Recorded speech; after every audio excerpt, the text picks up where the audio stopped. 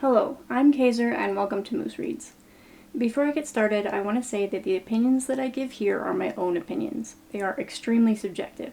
If I dislike a book, it is not a reflection on the author, and it is not a reflection on people who do like it. Different people have different tastes, and that's okay. Today I will be reviewing Thousand Autumns Volume 5 by Meng. This is a fantasy romance. The description says, "In the kingdom of the Central Plains, power and prestige are fleeting.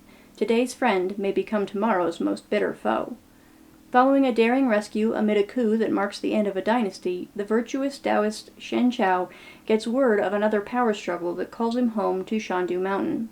But before he even reaches his destination, a whisper upon the wind cuts into Shen Chao's heart. Yan Wuxi has challenged Hulagu to a battle to the death. The ever-shrewd Shen Chao will need to make the most of his martial training to survive the calamity that surrounds him. There's just one question that lingers in Shen Chao's heart. When the dust settles, will that which he holds dearest still remain?" 3 stars.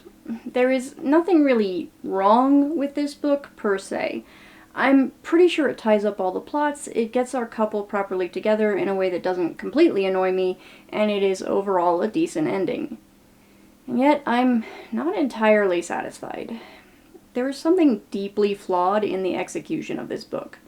There were a couple of fights that needed to happen that I didn't think the right characters got to handle, and the series felt like it was building to one specific ending to one of the fights that it just dropped.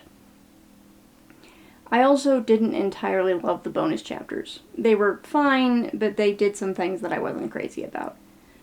This book isn't bad. I just don't think it's really all that good, either. That's really all I can say without spoilers. If you don't like spoilers, now is the time to pause or close the video. For everyone else, let's talk details.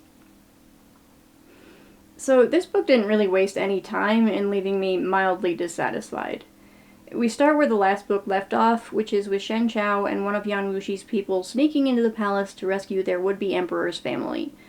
Mostly this is fine, but the culmination of the evil emperor plot felt a little too easy, all things considered.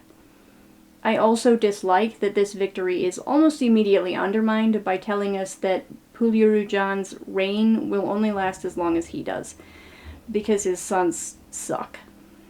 In the chaos of capturing the emperor, however, the younger of Puliuru Jan's 2 sons gets abducted for mysterious reasons. Shen Chao thinks about it for a minute and decides the culprit will reveal himself shortly, which he does. It's Chen Gong. He's figured out that Shen Chao has the piece of the Zhuyang strategy from the palace, and obviously has read the one from Shandu Mountain, so he wants Shen Chao to give him both in exchange for the boy. Shen Chao agrees, but once he's given Chen Gong both scrolls, Chen Gong decides he's going to take the kid with him to ensure he's not pursued by anyone. Before he can leave, however, Bian Yanmei pops up to attack his bodyguard, and Shen Chao recovers the boy and destroys Chen Gong's martial arts. Up to this point, everything is fine, in my opinion. I think Chen Gong was being pretty stupid, but that's fairly standard for him, so whatever. But then the kid stabs Chen Gong for daring to take him hostage, and Chen Gong dies. I didn't like this. I feel like taking away Chen Gong's martial arts was a perfectly satisfying conclusion to his whole deal, and to then turn around and have him killed anyway felt pointless. It also isn't just that he kind of got 2 endings back to back, but that I feel like Shen Chao thematically had the right to determine his fate, and that ultimately wasn't the case. I think this was probably trying to start sowing seeds for how Puliuru Ying is terrible and will later be a bad emperor, but I don't think it was really necessary. I mean, I don't think anything regarding him as future emperor was necessary, but that might just be me. Then we progress in our disappointments by heading back to Shandu Mountain to settle things between Shen Chao and his sect once and for all. And there are several things I really didn't like about this. Shen Chao happens to arrive right as the elder sect members are trying to decide who should be sect leader now, because Ui has mysteriously vanished. Upon finding their old sect leader there, they all pretty much agree that he can just have the job back. This, again, felt too easy. These people all voted him out after he lost a single fight, but suddenly they're all cool with him coming back. It seems weird. There's no time to dwell on it, however, because the Huan Yue sect and the Gok Turks have arrived to cause trouble, and after a little back and forth, Yui pops in as well. He accuses the Gok Turks of attempting to use him as a puppet and then trying to assassinate him when he refused, but he just barely managed to survive when they threw him off a cliff. He apologizes to Shen Chao and then suggests that someone else in their sect is working with the Gok Turks. At this point, fighting breaks out, and we get a cascade of small disappointments. Shen Chao ends up fighting Song Jingxing, which is good. This is a fight that still needed to happen, and we're finally getting around to it. Unfortunately, they get interrupted after it's become apparent that Shen Chao is going to win, so Song Jingxing takes the opportunity to hightail it. We later hear that he died from his wounds, and it is strongly implied that Bai Rong killed him while he was weak.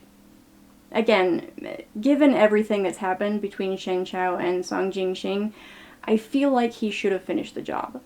Having him get killed off-page as little more than a footnote is extremely unsatisfying. But before we find out his eventual fate, we have to deal with the interruption. While Shen Chao and Song Jingxing were fighting, someone took the opportunity for a sneak attack that would have been successful if only Yui hadn't jumped in the way. Now, Yui is dying without ever really properly resolving things with Shen Chao. They kind of get there, but I would have liked it to be a little more solid. This is the third case where I felt like Shen Chao should have determined the ending and someone else did instead. But more than my disappointment with how they finished off Yui's story, I hate the plot surrounding this sneak attack. It turns out the traitor working for the Gok Turks is Tan Yanchun, and he was the one who tried to kill Shen Chao when his back was turned. He gets captured off the page by some other people while Shen Chao and Yui have their final moments together, and then we have to deal with him. Tan Yanchun is the eldest disciple of Shandu Mountain, but his talents are mediocre, so he got passed over for sect leader, and that left him bitter. So he's been secretly colluding with the Gok Turks to take over. This includes nudging Yui to poison Shen Chao way back when, so ultimately, everything is his fault. The reason I hate this plot is that it comes completely out of nowhere. It's possible we've met Tan Yanchun before, but if we did, it was in a single scene toward the beginning of the series. Since then, if he's been mentioned at all, something I can't say for certain, it's been in passing. Having him suddenly be this big important person in the story is ridiculous. Whatever the case, we're told that he's acting completely different from the person Shen Chao has known all his life, but the reader can't really comment on that because we've literally never met him. It was just annoying all around. But then we get to the biggest disappointment in this book. Yan Wuxi versus Hulagu. As soon as they said Yan Wuxi had challenged Hulagu, I felt annoyed by it. Yan Wuxi is not the person who is supposed to fight Hulagu. I understand that he wants to, since Hulagu is ranked as the #1 martial artist, but from a story perspective, it needs to be Shen Chao. They've made such a big deal about Hulagu's fight with Qi Fengge back in the day, and how Shen Chao doesn't measure up to his Shizun. That the final battle doesn't happen between Hulagu and Shen Chao is a complete misstep. But I gave it some thought and decided it was okay. I knew exactly how the fight would go down, and it would all be fine. Except I was totally wrong. Let me explain what I thought was going to happen, and you can decide for yourself if it's better. They hinted that Yan Wuxi's martial core might still be damaged, but he's sent the challenge to keep Hulagu from popping up on Shandu Mountain with the rest of the Gok Turks on the assumption that Shen Chao can't handle him. After the fight, the book reveals that that was basically just a lie to up the tension. Yan Wuxi is fine. In my version, Yan Wuxi is not fine. He goes to fight Hulagu when he isn't prepared. He does okay, but he's very obviously going to lose. Just in time, Shen Chao arrives and snatches Yan Wuxi away before he's struck with a killing blow. This neatly mirrors Yan Wuxi rescuing Shen Chao from Hulagu at the sword trial conference earlier in the story. Then Shen Chao fights Hulagu. Everyone is sure he can't win. After all, he already fought Hulagu, and the difference between them was vast. But we, the reader, know that Shen Chao still wasn't at 100% back then, so that accounts for some of the difference. The rest of the difference is made up in the final piece of the Zhuyang strategy that Shen Chao received from Puliru Zhan. Yeah, you know, the special magic strategy that lets you recover from exploding your core and makes anyone who knows it the bestest martial artist in the world. The strategy that is so powerful that it had to be broken up lest it fall into the wrong hands.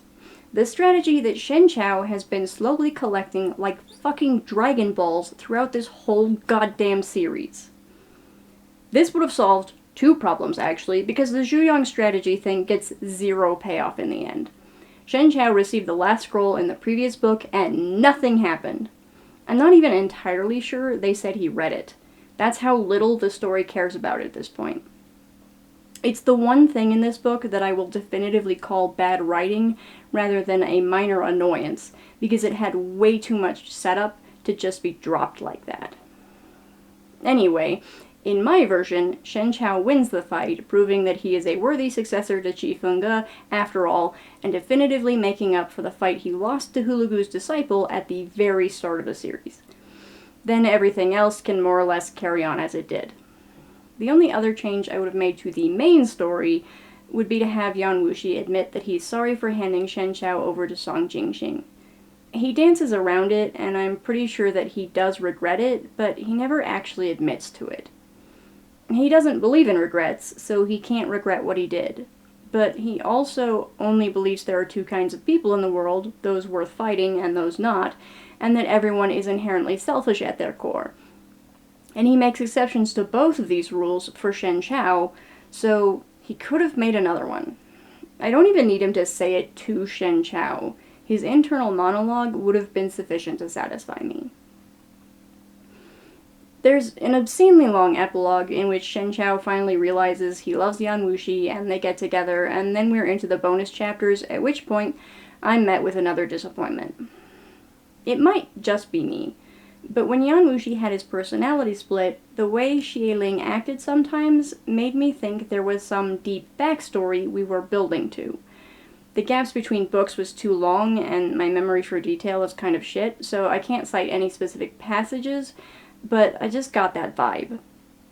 So I was extremely dissatisfied when we finally get his backstory, and it's just that he didn't see eye to eye with his family and left home to pursue martial arts. Not only was I wrong that they were building to something, his actual backstory is the most boring thing anyone could come up with. I also didn't love the suddenly Shen Chao is a child again story, but at least Yan Wuxi didn't make it creepy. I was worried for a minute. Anyway, that's all I have to say about Thousand Autumns Volume 5. If you like this video, I hope you'll watch more in the future. Thanks for watching this one. Bye!